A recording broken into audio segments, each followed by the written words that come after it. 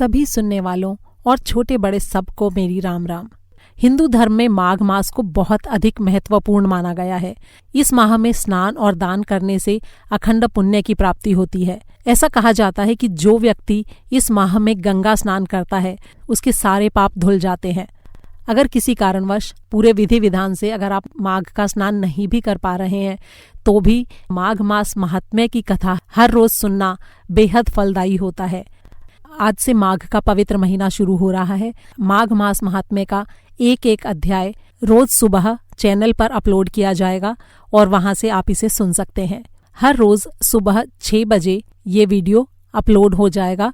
सुबह अपने घर में सामान्य स्नान के पश्चात अगर आप इसे सुन सकते हैं तो बहुत अच्छा है।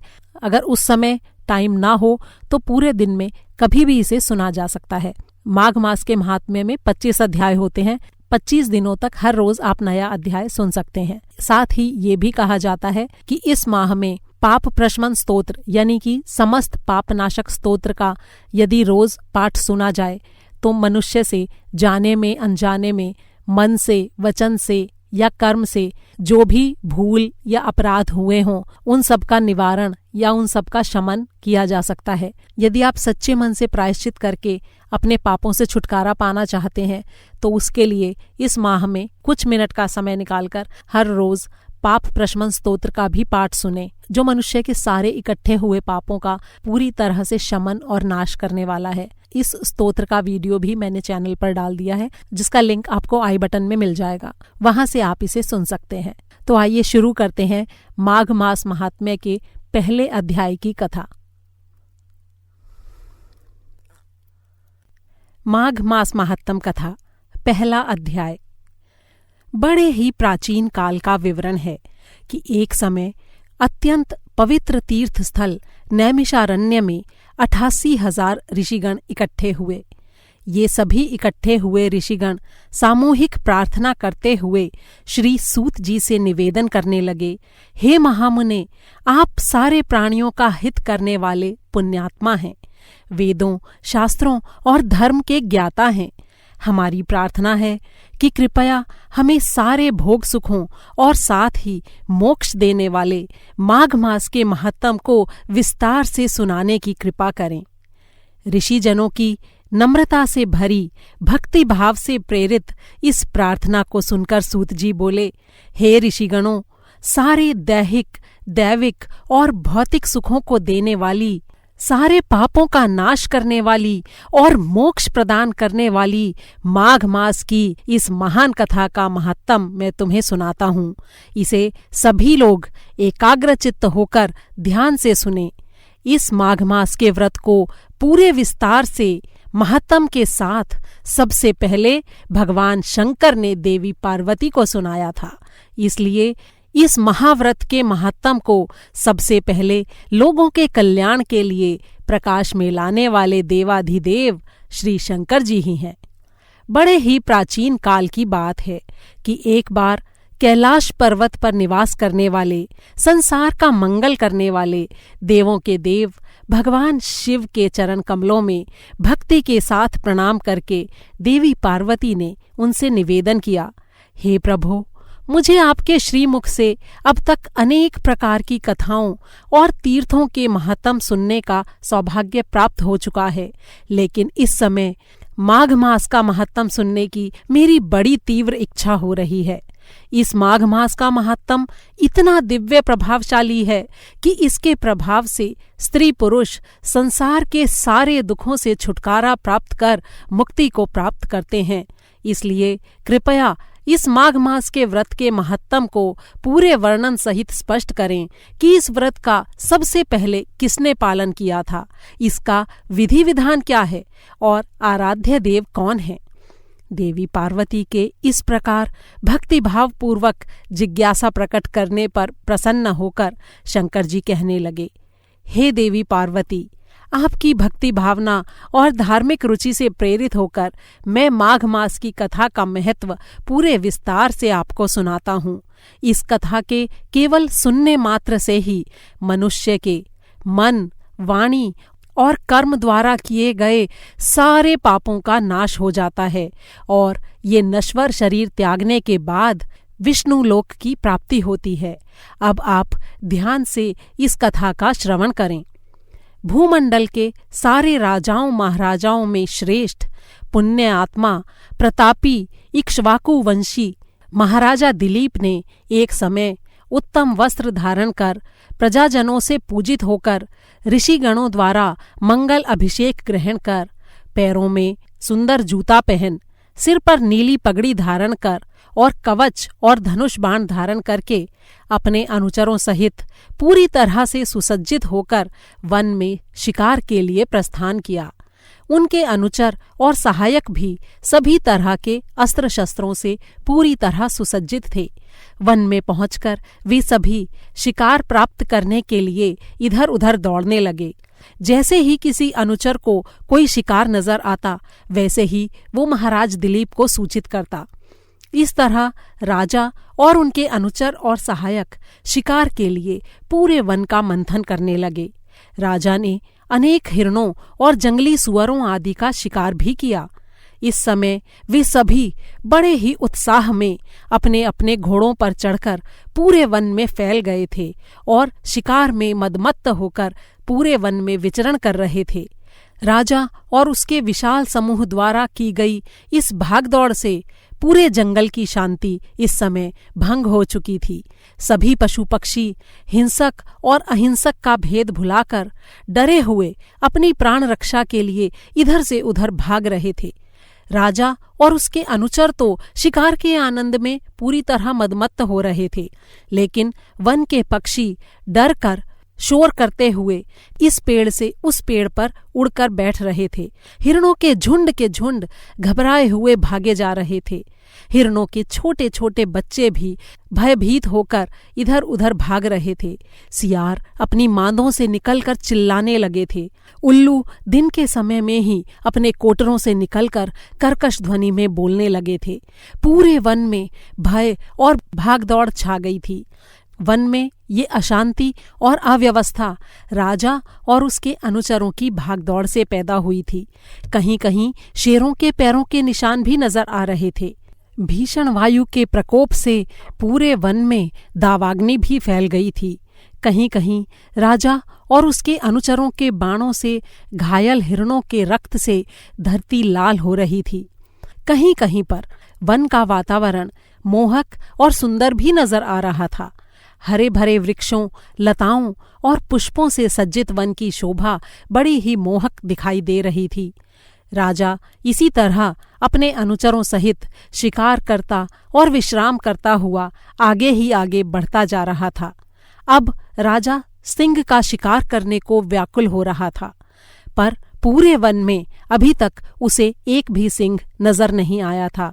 हे देवी पार्वती, उसी समय राजा दिलीप ने देखा कि एक बड़ा ही सुंदर हिरण कोलाहल करता हुआ एक हरी भरी झाड़ी से निकला और बिजली की गति से चौकड़ी भरते हुए वन में एक ओर को भाग चला। राजा दिलीप ने जैसे ही उस हिरण को देखा वैसे ही अपना घोड़ा उसके पीछे दौड़ाकर उसका पीछा करना शुरू कर दिया, लेकिन हिरण के भागने की गति इतनी तेज थी कि राजा का घोड़ा उसके पास पहुंच ही नहीं पा रहा था। हे देवी पार्वती, ये कोई साधारण हिरण नहीं था, ये एक मायावी हिरण था। वो अपनी पूरी शक्ति से भाग रहा था और राजा भी अपने बड़े ही शक्तिशाली घोड़े पर सवार उसका वायु वेग से पीछा कर रहा था। कभी वो मायावी हिरण वायु वेग से उड़ता दिखाई देता और कभी लंबी लंबी छलांगे और कुलाचे भरता हुआ वन में अदृश्य हो जाता। राजा को अपने धनुष पर बाण चढ़ाकर उस मृग का शिकार करने का अवसर ही नहीं मिल पा रहा था।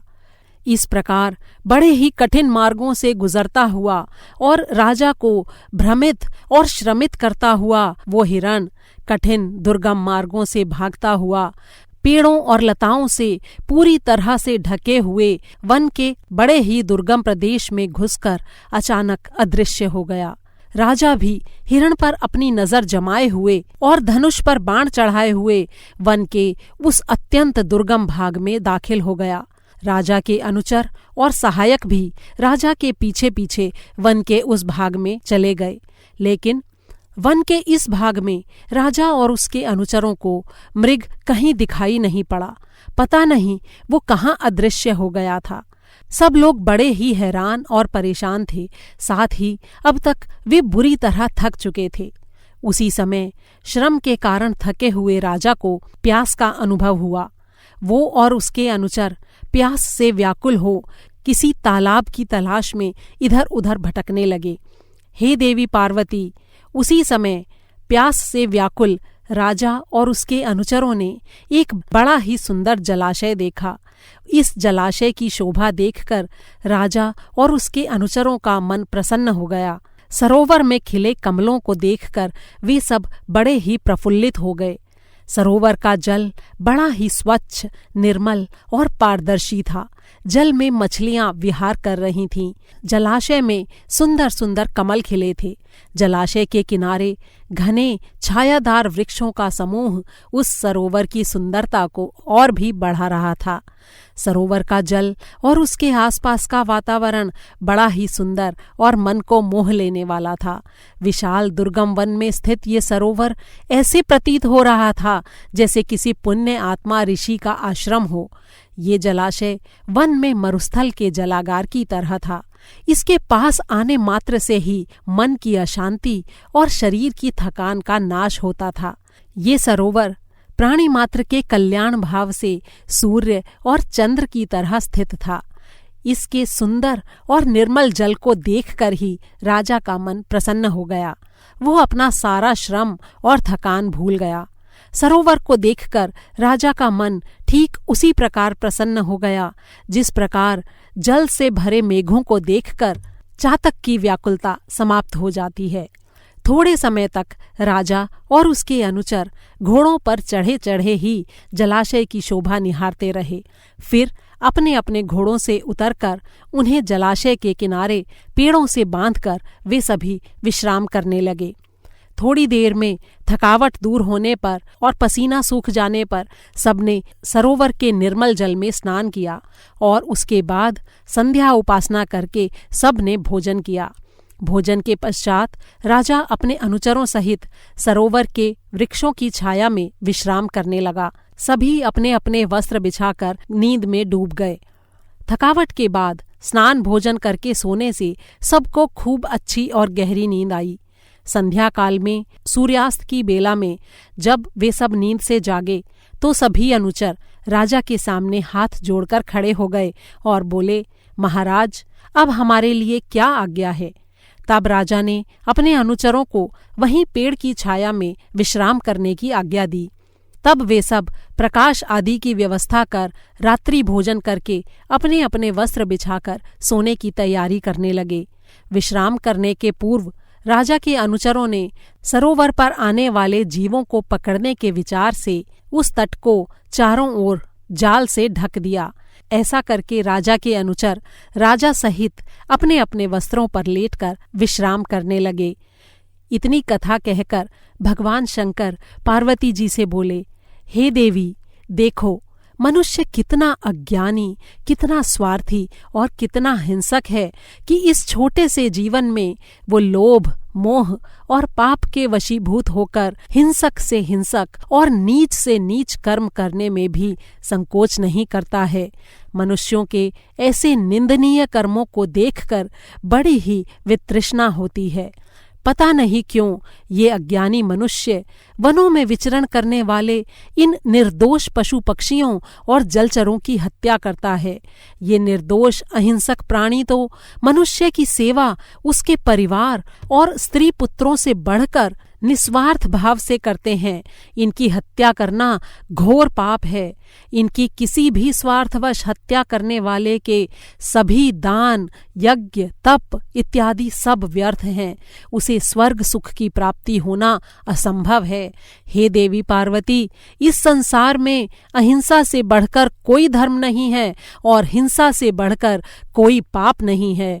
इसलिए सुखी जीवन की कामना करने वाले को हिंसा से दूर रहकर अहिंसा धर्म का पालन करना चाहिए। प्रेम और अहिंसा ही सबसे बड़ा मानव धर्म है। अब आगे की कथा सुनो। रात्रि में सरोवर के किनारे राजा दिलीप का शिकारी दल, सेवक, अनुचर इत्यादि विश्राम कर रहे थे। दिन में अधिक विश्राम के कारण अनेकों को नींद नहीं आ रही थी। कुछ तो सतर्क होकर केवल शैया पर लेटे हुए थे। तभी आधी रात के समय जंगली सुअरों का एक बड़ा सा दल उस सरोवर पर आया। सुअरों ने जल में घुसकर जल पिया और फिर सरोवर में उगे कमलों का जी भरकर भक्षण किया। सरोवर के जल और कमलों से अपनी भूख और प्यास शांत कर संतुष्ट होकर सुअरों का वो दल वापस लौटने लगा। लेकिन तभी ताक लगाए बैठे राजा के शिकारी दल और सैनिकों ने अचानक तलवार, भाले और बाणों से उन पर भयंकर आक्रमण कर दिया। अनेकों सुअर मारे गए। इससे राजा के अनुचरों, शिकारियों और सैनिकों में प्रसन्नता की लहर दौड़ गई। राजा ने मरे हुए सुअरों को घोड़ों पर लदवाया और वहां से प्रस्थान करने को कहा। अब राजा का सारा दल नगर के लिए प्रस्थान करने की तैयारी करने लगा।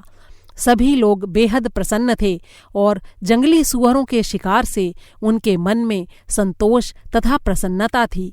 जैसे ही राजा प्रस्थान करने को उद्यत हुआ, वैसे ही उसने अपने सामने एक बड़े ही तेजस्वी, भगवान की भक्ति की दैवी आभा से संपन्न ब्राह्मण को खड़े देखा। राजा अपने घोड़े से उतरकर आदर सहित ऋषि को शीश नवाकर प्रणाम करके उसके सामने खड़ा हो गया। वे ऋषि कोई और नहीं बल्कि वैखानस ऋषि थे। जटाजूटधारी, वल्कल वस्त्र पहने, अपनी उग्र तपस्या और व्रतों की दिव्य शक्ति द्वारा वैखानस ऋषि महर्षि पद प्राप्त कर चुके थे। उनकी काया बेहद कमजोर हो गई थी, लेकिन शरीर निर्बल होते हुए भी उनके मुखमंडल पर दैवी आभा विराजमान थी। महर्षि का तप शक्तिधारी, तेज से भरा शरीर मेरा ही रूप हो रहा था। महर्षि के शिव स्वरूप के प्रभाव से राजा नतमस्तक उनके सामने खड़ा था।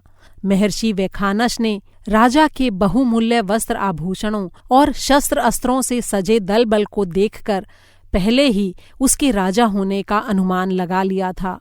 महर्षि ने सारी स्थिति को समझकर राजा की कल्याण भावना से प्रेरित होकर गंभीर स्वर में उससे कहा, हे राजन, इस पवित्र माघ माह में, पूरे व्रत युक्त माह में आप इन वन प्राणियों का संहार कर अपने राज्य को प्रस्थान कर रहे हैं। ये बड़े ही खेद और दुख की बात है। यदि आप जैसे श्रेष्ठ राजा भी मांस, मदिरा और शिकार में लिप्त रहेंगे तो इस संसार का क्या होगा? साथ ही आपको खुद को स्वर्ग की प्राप्ति कैसे होगी? इसलिए यदि तुम स्वर्ग प्राप्ति की इच्छा रखते हो तो माघ मास का स्नान प्रयागराज आदि दिव्य तीर्थों पर करो। माघ मास की कथा के महात्म्य को पूरी श्रद्धा, भक्ति और भजन पूजन के साथ पालन करो। हे राजन, ऐसा करने से निश्चित रूप से आपका कल्याण होगा। आपका उद्धार होकर आपको स्वर्ग की प्राप्ति होगी। इति श्री पद्म पुराणे माघ महात्म्ये भाषाटीकायां प्रथमोऽध्यायः सम्पूर्णः। माघ महात्म्य का पहला अध्याय समाप्त हुआ।